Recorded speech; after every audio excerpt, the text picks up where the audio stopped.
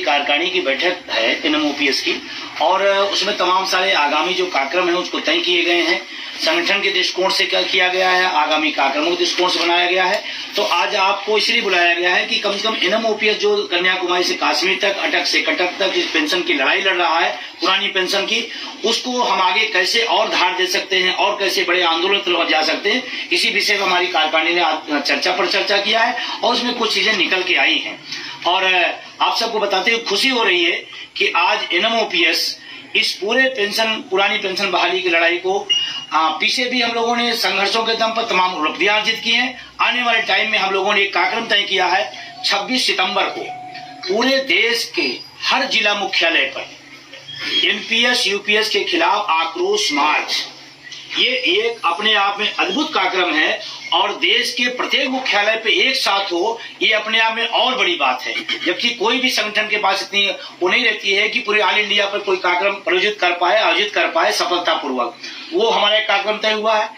15 दिसंबर को एनएमओपीएस का एक राष्ट्रीय अधिवेशन रखा जा रहा है, जिसमें देश के कोने कोने से लोग आएंगे और उसमें प्रतिनिधि आएंगे। उसमें हम लोग तय करेंगे कि हम नए साल में किस व्यापकता के साथ और किस बड़े रूप में हम इस आंदोलन को आगे ले जाएंगे। जैसे आपको जानकारी होगी, माननीय प्रधानमंत्री जी ने कल बोला, हरियाणा के एक जनसभा में उन्होंने बोला, एनपीएस यूपीएस की बड़ी तारीफ किया और तारीफ करते करते प्रधानमंत्री जी ने कहा कि लोग खुशियां मना रहे हैं, बधाइयां दे रहे हैं। यहाँ जाते लोग बैठे हुए हैं, सब एनपीएस में हैं, एक भी आदमी ये नहीं कहने तैयार है कि अच्छी है। देश में करोड़ों लोग हैं जो एक भी आदमी कहने तैयार नहीं अच्छी है। प्रधानमंत्री जी की या तो सूचना भेजी जा रही है या प्रधानमंत्री जी पूरे देश के सामने एक प्रकार से इस विषय पर झूठ बोल रहे हैं, जिसका मैं प्रतिवाद करता हूं और माननीय प्रधानमंत्री से भी निवेदन करना चाहूंगा कि आप एनपीएस ओपीएस के उलझन में उलझाइए नहीं देश के बुद्धिजीवी पढ़े लिखे को। आप पुरानी पेंशन बहाल करें, अन्यथा हरियाणा जहाँ बोल के आए हैं वहाँ वोट फॉर ओपीएस का हमारा अभियान है और आगे बढ़ेगा और आगे चलेगा। ओपीएस, एनपीएस और यूपीएस को लेकर, नाम को लेके ही सालों साल आपका सरकार से मतभेद रहा है। सरकार ने साफ मना कर दिया था कि हम ओपीएस, एनपीएस और जो नई इन्होंने दिया है, हम इन नामों से अलग नाम रखेंगे। फिर आपका समझौता क्यों? देखिए, पहली बात तो एनएमओपीएस का कोई समझौता नहीं, हमारा समझौता हूबहू पुरानी पेंशन पे है। अब जिस सरकार पिछले 20 साल से एनपीएस को खूबसूरत बता रही थी, एनपीएस की बड़ाई कर रही थी, अचानक इसका मतलब एनपीएस खराब हुई आज की सरकार दृष्टिकोण में, आप गड़बड़ थी तभी तो आपने यूपीएस लाया। इसका मतलब जो मैं पिछले 20 सालों से हम लोग कह रहे थे वो बात सच निकली और आपने एक नया योजना दे दिया। और मैं बड़ी जिम्मेदारी से कहना चाहता हूँ, एनपीएस से भी ज्यादा खतरनाक यूपीएस है। ये घोटाला था, वो महा घोटाला होगा। ये अगर खराब थी वो बहुत खराब हो गई। और आपको जानकारी हुई बताते हुए कि मेरा 10%, किसी कर्मचारी का पूरे जीवन का 10% पैसा आप रख ले रहे हो, किसके नाम पर? कि आपको लास्ट वेतन के औसत का, बेसिक का 50% देंगे। ये पूरा सरासर एक आम आदमी का जो व्यक्ति कर्मचारी आता है, किसान का, मजदूर का बेटा यहाँ नौकरियों में आता है, उसके साथ सरासर अन्याय है। और हमारा 10% पैसा रख करके आप उद्योगपतियों देना चाहते हैं। आपने 14% देते थे, आपने कहा हम 18.5% दे दिए। ये सवाल आता है, 18.5% यानी कि 4.5% आपने बढ़ाया। किसका? आम जनता के टैक्स के पैसे को आप काट करके हमारे नाम पर उद्योगपतियों को दे रहे हैं। हमें वो नहीं वापस होना है। आप 18 कर दो, 20 कर दो, 25 को, जब हमें मिलना ही नहीं है तो हमें क्या पता, उसके नाम पर 10% पैसा आप हमारा और ले रहे हो। तो ये महा लूट है और संगठित लूट है, सरकार की तरफ से लूट है। एनपीएस और यूपीएस दोनों हम इसकी मुखाबित करते हैं, हम की खिलाफत करते हैं और हूबहू पुरानी पेंशन पे हैं। अगर सरकार नहीं सुनती है तो हम सब आगे प्रोग्राम बनाए। हरियाणा का चुनाव आप सबके सामने है, महाराष्ट्र का चुनाव आने वाला। आज महाराष्ट्र में सिटी में हमारे एनएमओपीएस के राष्ट्रीय उपाध्यक्ष बीतेश खांडेकर जी के नेतृत्व में एक बड़ा प्रदर्शन चल रहा है। अगर सब लोग संतुष्ट थे, खुशियां मना रहे थे, बधाइयां दे रहे थे, तो वहां क्या करने गए लोग? वहां क्या करने गए? और अभी आने वाले टाइम में 26 सितंबर को आप दिखाई पड़ेगा, पूरा देश आक्रोशित है और हम लोग इसके खिलाफ हैं। हम लोग हूबहू पुरानी पेंशन, यूनिफाइड पेंशन स्कीम से क्या नुकसान है आपको? जिस तरीके सारे लोग जो इसकी खुशियां मना रहे हैं और बड़े पैमाने पर लड्डू बर्फियां बांट रहे हैं, और आपका तो एक विरोध करने का एक मकसद तय किया है कि हम जहां भी चुनाव होगा वहीं विरोध करेंगे मोदी जी का। देखिए, जो खुशियां मना रहे होंगे, आपके सवाल से मैं सहमत होते बताता हूँ, जो लोग खुशियां मना रहे हैं वो ओपीएस की मलाई ले रहे हैं। जो ओपीएस खा रहा है वो यूपीएस की तारीफ बता रहा है। आप समझिए, आप ओपीएस लेने वाला यूपीएस तारीफ बता, अगर इतनी खूबसूरत है, इतनी अच्छी है, तो जो व्यक्ति तारीफ कर रहा है सबसे पहले वो ओपीएस छोड़े, एनपीएस यूपीएस में आए, फिर तारीफ करे तो समझ में आता है। एक भी व्यक्ति, मैं चैलेंज देता हूं, मैं पूरे देश की तरफ से, एक भी व्यक्ति एनपीएस वाला, एक भी व्यक्ति उसकी तारीफ नहीं कर रहा, बल्कि आक्रोशित है। वो लोग कर रहे हैं जो लोग सरकार से मलाई खाते हैं, ओपीएस की मलाई अलग से खा रहे हैं, डबल इंजन की सरकार में डबल मलाई खा रहे हैं। बंधु जी, आपने दिल्ली के रामलीला मैदान को ऐसा खचाखच भर दिया था डीएन सिंह के नेतृत्व में, सरकार के कानों पे जू नहीं रहेंगी। उसके बाद मध्य प्रदेश का चुनाव हुआ, पूर्ण बहुमत से उन्होंने सरकार बनाई, तो आप कहते थे कि भाई जो ओपीएस पे वोट देगा हम उसको सहन करेंगे, तो ये रिजल्ट उल्टे क्यों?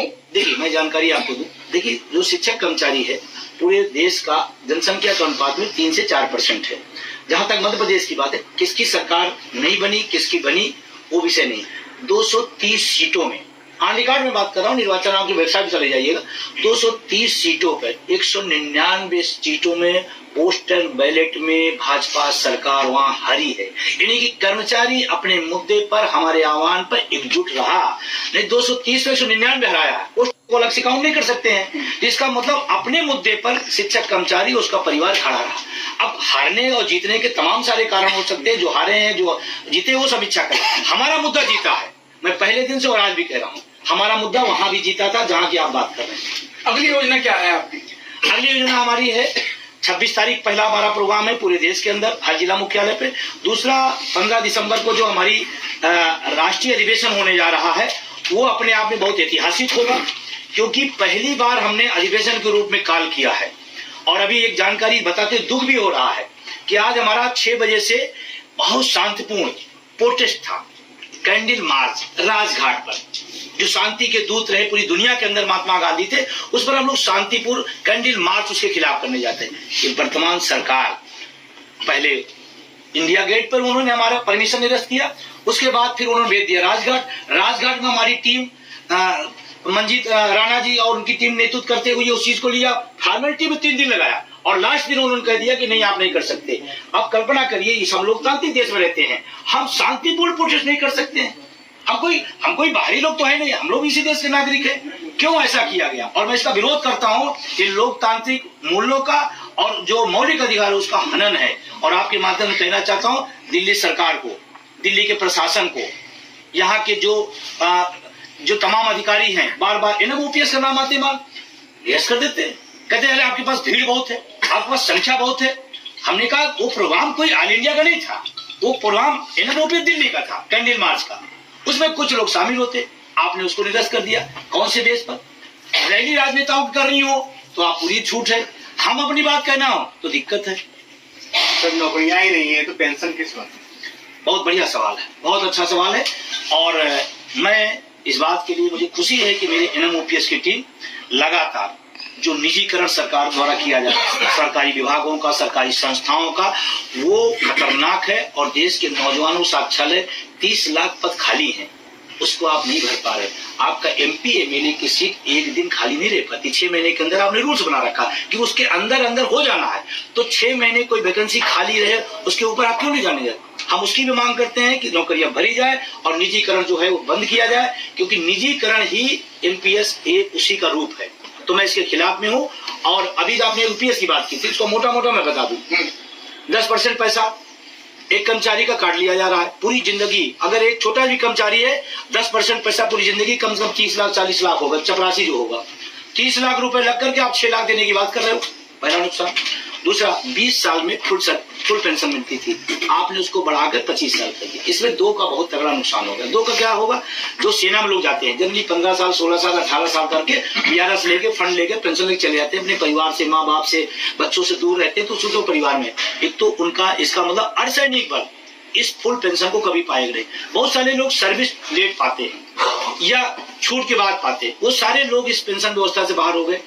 एक तीसरा, आपने कहा कि हम देंगे लास्ट वेतन के अनुपात का 50%, यानी कि क्या उन्होंने कड़ी से लगा दिया, हमारे 12 महीने का अनुपात निकालेंगे, फिर उसका बेसिक का, डीए का, लास्ट का क्या आएगा, तो मैं महोदय से कहना चाहता हूँ ये यूपीएस, और मैं कॉमन बात बताऊं, गांव में जो चर्चा है ऊट पटांग पेंशन योजना इसका नाम दे दिया गया है। यूपीएस मतलब ऊट पटांग पेंशन योजना है, तो इसके मैं विरोध में हूँ और मैं चाहता हूँ देश में पेंशन बहाल हो। 4 राज्यों के अंदर हम लोग संघर्ष करके बहाल कराए हैं, आने वाले समय में हम लोग और इसको मकसद से लड़ेंगे और आगे बढ़ेंगे।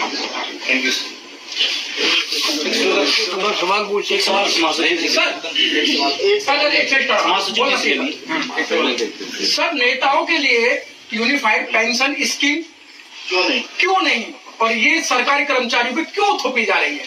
मोदी जी से पूछो। ये बात बिल्कुल सही है मोदी जी से पूछो। और मैं इस पर कहना चाहता हूँ, जो चीज मेरे लिए खूबसूरत हो सकती है और आप बता रहे हैं खूबसूरत है, तो उस खूबसूरत चीज को पहले आप अख्तियार करिए। एनपीएस भी लाया उन्होंने, तो हमारे पर लागू किया, अपने में लागू किया, तो इसका मतलब खूबसूरत है तो आप अपने को लो ना पहले, अब टेस्टिंग लो। आप नहीं लोगे और हमको खूबसूरत 20 साल खूबसूरत बताया गया, एनपीएस को अचानक खराब हो गई, इसका मतलब हमारी बात सही निकली। मैं तो कहता हूँ एमपी एमएलए जो वेतन भत्ता लेते हैं वो भी नहीं चाहिए, वो लोक सेवक है। हम तो कहते हैं सर्वेंट है, हम आए हैं वेतन भत्ते के लिए, आप तो कहते हैं लोक सेवक है, तो आपको वेतन भत्ता है, सुविधा, गाड़ी, बंगला, इसकी क्या जरूरत है, फिर भी आप लेते हो। और मैं लास्ट बात आपसे कह रहा हूँ, देश का अर्धसैनिक बल देश की सुरक्षा करता है, देश की आन मान शान के लिए अपना कुर्बान करता है, उसको पेंशन नहीं, राजनेता एसी में बैठकर 4-4 पेंशन लेता है, ये राष्ट्रवाद नहीं हो सकता है। और मैं इसके खिलाफत में हूँ। दिल्ली हाईकोर्ट ने उनके पक्ष में फैसला दिया, मेरे पास रोज फोन आते हैं, उनके पक्ष में फैसला दिया, सरकार उसके खिलाफ, किसके खिलाफ, निर्णय खिलाफ नहीं, वो निर्णय खिलाफ तो है ही है, देश के अर्धसैनिक बलों को सामाजिक सुरक्षा न मिले इसके खिलाफ चलेगी, जिससे देश की रक्षा करना है। शेमफुल। और कोई सवाल? पुरानी पेंशन बहाल करो, बहाल करो, बहाल करो, पुरानी पेंशन बहाल करो, बहाल करो, बहाल करो। एनएमओपीएस जिंदाबाद, जिंदाबाद, जिंदाबाद, एनएमओपीएस जिंदाबाद, जिंदाबाद, जिंदाबाद। विजय कुमार बंधु जिंदाबाद।